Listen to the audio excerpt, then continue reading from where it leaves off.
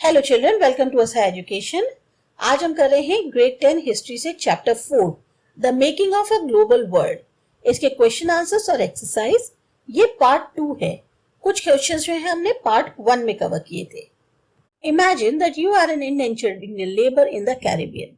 Drawing from the details in the chapter, write a letter to your family describing your life and feelings. अब आप एक indentured Indian labour हो जो कि Caribbean में आए हो। आपको इस चैप्टर में जो भी डिटेल्स पढ़े हैं उसके बेसिस पर आपको अपने फैमिली को एक लेटर लिखना है जिसमें आप अपनी लाइफ और फीलिंग्स के बारे में बता रहे हो। ये आपका सेल्फ अटेम्प्ट क्वेश्चन है, इसमें आपको खुद अपने मन से लिखना होगा। हेल्प के लिए आप इस चीज को यूज कर सकते हो। डियर माँ एंड पा, आप जो भी लिखना चाहें। My work as an indentured labour Jamaica is far from a walk in the park. मेरा जो काम एक इंडेंजर्ड लेबर के तौर पर है जमैका के अंदर, ये बिल्कुल ऐसा नहीं है कि जैसे मानो पार्क में घूमने जैसा हो। Through this letter I want to tell you about my life here. इस लेटर के माध्यम से मैं आपको अपनी लाइफ के बारे में बता रहा हूँ। When the contractor hired me, he was quite economical with the truth about the living and working conditions. जब जो कॉन्ट्रैक्टर था उसने मेरे को हायर किया, तब उसने जो है लिविंग और वर्किंग कंडीशंस के बारे में जो है थोड़ा बहुत बताया था। To say nothing of the kind of work and place of work. लेकिन किस तरीके का काम है और किस जगह पर काम है ये नहीं बताया था। We have very few rights with the contractor living up to the behavior standards expected of them in the Caribbean extremely harsh. हमारे पास बहुत कम अधिकार हैं और कैरिबियन जो कि एक एक्सट्रीमली हार्श जगह है, वहां पर कॉन्ट्रैक्टर से बहुत कम उम्मीद कर सकते हैं कि वो एक सही तरीके से हमारे साथ बिहेव करे। He treats us like an animal since we are a minority and thus easy targets for his trap. वो हमें बिल्कुल जानवरों जैसे ट्रीट करता है क्योंकि हम माइनॉरिटी में हैं और हम उसके आसानी से जो है टारगेट बन जाते हैं। Accidents are common in the sugar plantations in Jamaica. Jamaica में शुगर प्लांटेशंस में एक्सीडेंट्स बहुत कॉमन हैं। One time I saw a worker burnt alive when the liquid sugar we were boiling accidentally spilled on him. एक दिन मैंने देखा था कि एक जो लेबर है वो जिंदा जल गई जब लिक्विड शुगर जो कि बॉयल हो रहा था वो एक्सीडेंटली उसके ऊपर गिर गई। Since he cannot work with his third degree burns, the contractor saw it fit to throw him out without any due wages paid. अब वो इतना ज्यादा जल चुका था, 3rd डिग्री तक वो जल चुका था कि कॉन्ट्रैक्टर ने देखा कि हाँ अब ये तो क्या कहते हैं काम करने लायक नहीं है, तो उसको बाहर निकाल दिया बिना पैसे के। We don't have any rights to speak or express our dissatisfaction about the working conditions. हमारे पास कोई अधिकार नहीं है कि हम बात कर सकें, बोल सकें, अपना विरोध दर्शा सकें कि वहां की कंडीशन से हम खुश नहीं हैं जो काम करने वाली हैं। And if we do we will face the overseers whip. और अगर हम बाई चांस ऐसा करते हैं तो हमें फिर मार पड़ती है। Whenever I do not attend my work, I am liable to be go to jail. अगर मैंने काम पर नहीं आया तो मुझे जेल हो जाएगी। There is lot of work at the plantations with heavy workload and less time to finish it all.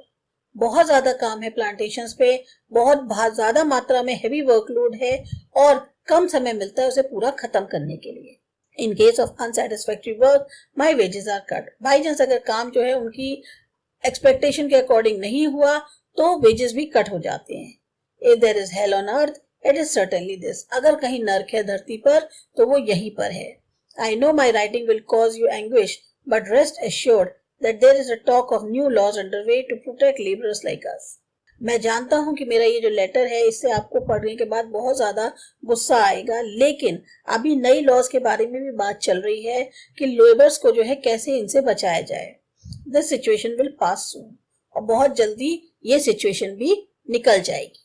Explain the 3 types of movements of flows within the international economic exchange. आपको 3 तरीके के movement या flows बताने हैं international economic exchange के अंदर। Find one example of each type of flow which involve India and Indians. Write a short account of it. एक example आपको हर एक फ्लो का बताना है जिसमें इंडिया या इंडियंस इन्वॉल्व हो और एक छोटा सा ब्रीफ उनके बारे में लिखना है।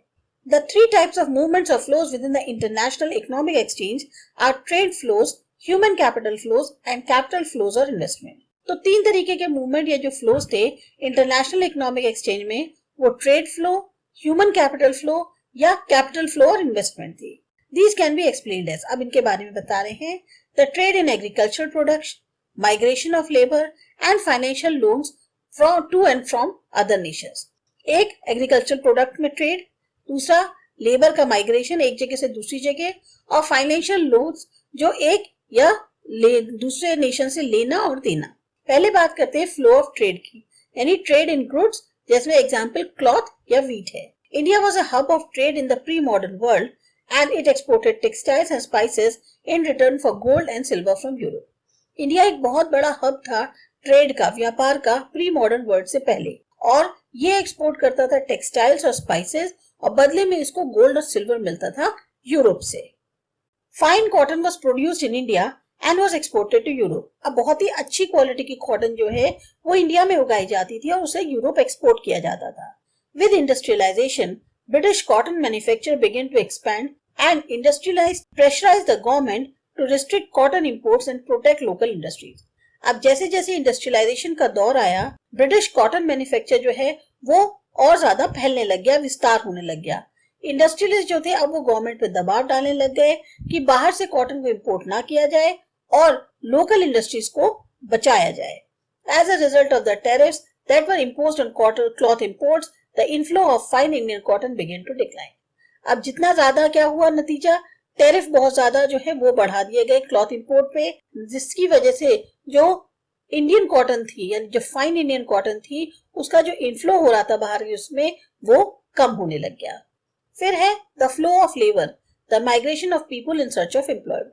इन the field of labour, indentured labour was provided for mines, plantations and factories abroad in huge numbers in the 19th century. अगर लेबर की फील्ड में बात करें तो जो इंडेंजर्ड लेबर थी उसको माइंस, प्लांटेशंस या फैक्ट्रीज के लिए बाहर भेजा जाता था बहुत भारी मात्रा में 19th सेंचुरी के अंदर। This was an instrument of colonial domination by the British. ये एक तरह से हथियार के तौर पे थे कि किस तरह से ब्रिटिश का जो है वो कॉलोनियल डोमिनेशन था। Indentured labours were hired under contracts which promised return travel to India after they have worked for 5 years on their employer plantation. जो इंडेंजर्ड लेबर्स थी उनको कॉन्ट्रैक्चुअल बेसिस पे हायर किया जाता था, इस प्रॉमिस के साथ कि जब उनका 5 साल के बाद एम्प्लॉयर के प्लांटेशन पे कॉन्ट्रैक्ट खत्म होगा वो वापस इंडिया आ सकते हैं। The living conditions were harsh and the laborers had little protection of the law or from it as they get little rights. पर वहां की जो लिविंग कंडीशंस थी वो बहुत ज्यादा टफ थी और लेबर्स जो है उनको बहुत कम जो है लॉ प्रोटेक्शन मिलता था या उनके पास बहुत कम अधिकार थे। The movement of capital investment. Lastly, Britain took generous loans from the USA to finance the World War. आखिर में क्या हुआ कि ब्रिटेन ने जो है वो यूएस से लोन लिया ताकि वर्ल्ड वॉर को फाइनेंस कर सके। Since India was an English colony, the impact of these loan debt was felt in India too. क्योंकि इंडिया एक इंग्लिश कॉलोनी हो गई थी, इस वजह से जो उसका असर था लोन के डेप्ट का वो इंडिया में भी देखने को मिला। Food and other crops for the world market required capital. जो फूड है या और बाकी क्रॉप्स हैं वर्ल्ड मार्केट के लिए, उसके लिए पैसे की जरूरत होती है। Larger plantations could borrow it from banks and markets. और बड़े बड़े प्लांटेशंस जो थे वो उधार ले लेते थे बैंक से और मार्केट से। Explain the causes of great depression. अब ग्रेट डिप्रेशन के क्या कारण रहे? The great depression was a result of many factors. Agriculture over production was a major problem. बहुत ज्यादा खेती बाड़ी से जो उत्पादन हो रहा था वो सबसे बड़ी समस्या थी। As a result agriculture prices fell. नतीजा क्या हुआ? जो एग्रीकल्चर के दाम थे वो गिर गए। As prices fell so did agriculture income. अब जैसे जैसे प्राइस गिरे वैसे वैसे एग्रीकल्चर से जो इनकम थी उसमें कमी आ गई। This increase the volume of goods in the market. इससे क्या हुआ? मार्केट में चीजों की जो तादाद थी वो बहुत बढ़ गई। The situation got worst in the market, price fell down further. अब सिचुएशन और ज्यादा मार्केट में खराब हो गई, प्राइसेस और ज्यादा गिर गए। Farm produce began to rot due to the lack of buyers. जो फार्म पर प्रोड्यूस थी वो भी सड़ने लग गई क्योंकि बायर्स नहीं थे। Prosperity in the US during the 1920s created a cycle of higher employment and incomes. जो एक तरह से prosperity होती है, संपन्नता होती है यूएस के अंदर, 1920 के दौरान जो थी उसने एक ऐसी साइकिल क्रिएट कर दी जिसमें बहुत ज्यादा रोजगार था और इनकम थी। It led to a rise in consumption and demands. नतीजा क्या हुआ? कंजम्पशन ज्यादा हो गया, डिमांड ज्यादा हो गई। More investment and more employment created tendencies of speculations which led to the Great Depression of 1929 up to the mid 1930s.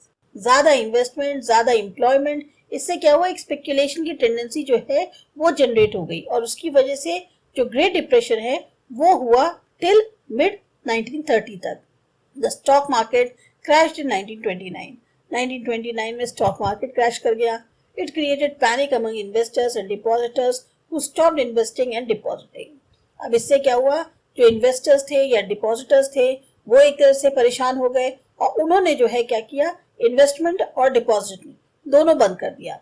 As a result it created a cycle of depreciation. इससे क्या हुआ, depreciation की cycle जो है वो create हो गई।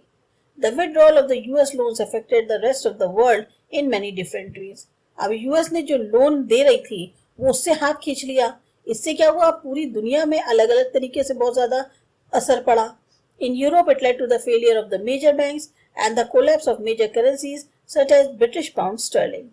Europe में बड़े बड़े जो मेजर बैंक्स थे वो फेल हो गए और बड़ी जो उनकी करेंसीज थी, मेन करेंसीज थी, वो खत्म हो गई, जैसे कि ब्रिटिश पाउंड स्टर्लिंग थी।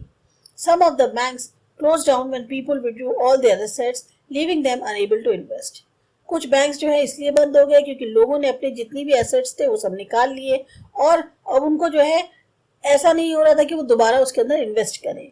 Some banks called back loans taken from them at the same dollar rate in spite of the falling value of the dollar. कुछ बैंक्स ने तो कहा ठीक है भाई हमारे बैंक के लोन्स वापस कर दो, जो उस समय डॉलर रेट चल रहा है उससे भले ही डॉलर की जो वैल्यू है वो गिर रही है। Explain what is referred to as G77 countries. In what way can G77 be seen as a reaction to the activities of the Bretton Woods twins?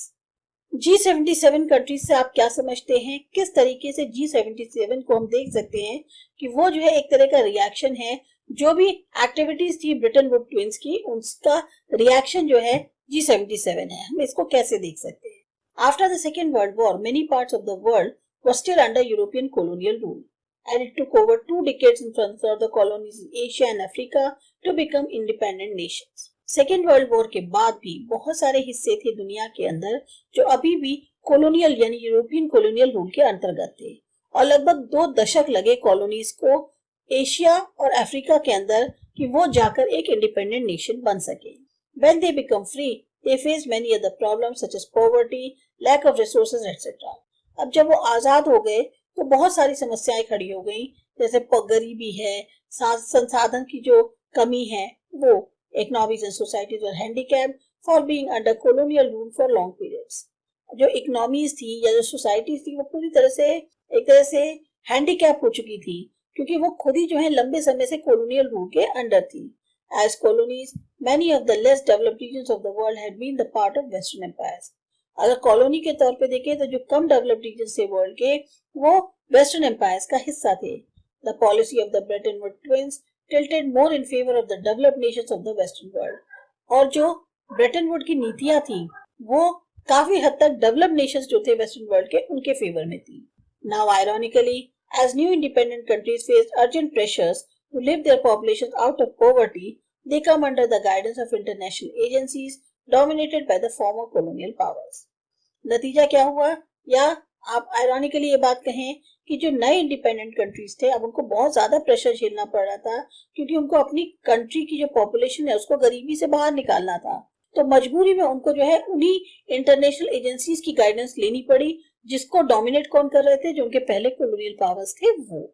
Therefore, these colonies organized themselves as group, the Group of 77, to demand a new international economic order.